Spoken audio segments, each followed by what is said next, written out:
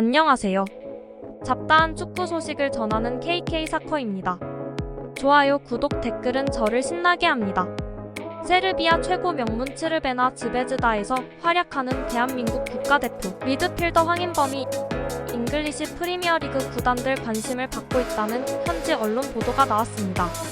세르비아 매체 인포머는 한국 시각 23일 프리미어리그 스카우트들이 세르비아컵 준결승을 보려고 마라카나에 온다라며 그들이 오는 이유는 황인범 때문이다라고 했습니다.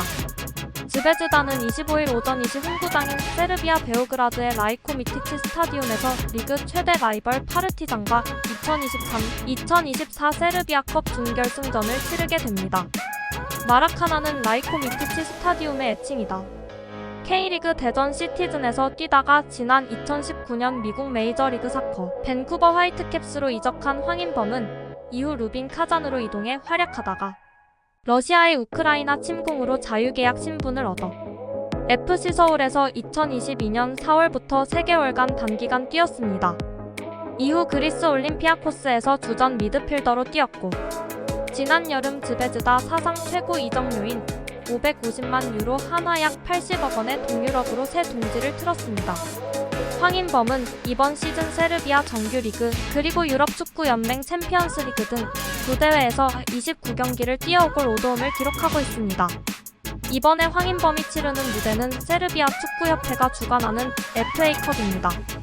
인포머는 황인범에 대해 550만 유로의 이적료로 올림피아코스를 떠나 즈베즈다에 도착했을 때부터 주목받았다라며 몸싸움도 가능하고 정확한 패스로 동료에게 득점 기회를 만들어준다라고 소개했습니다.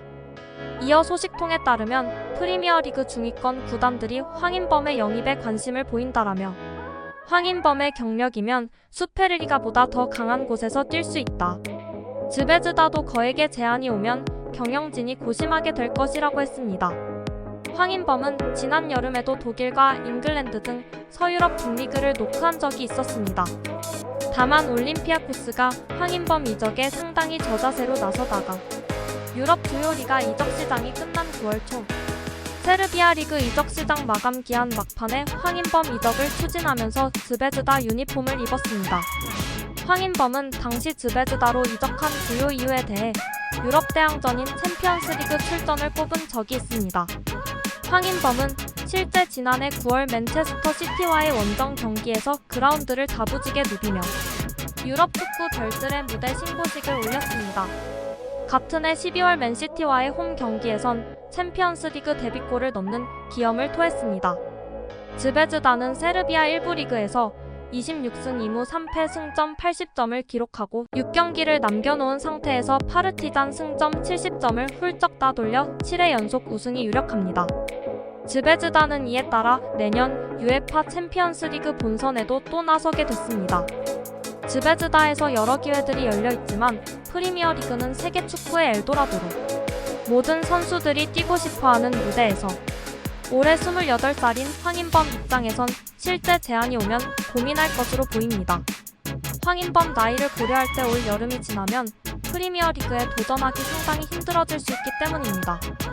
어떤 고민을 하여 어디로 가던 그동안 황인범은 그의 선택이 옳았음을 증명해왔기 때문에 응원합니다. 대전의 아들 화이팅! 이상 KK사커였습니다. 감사합니다.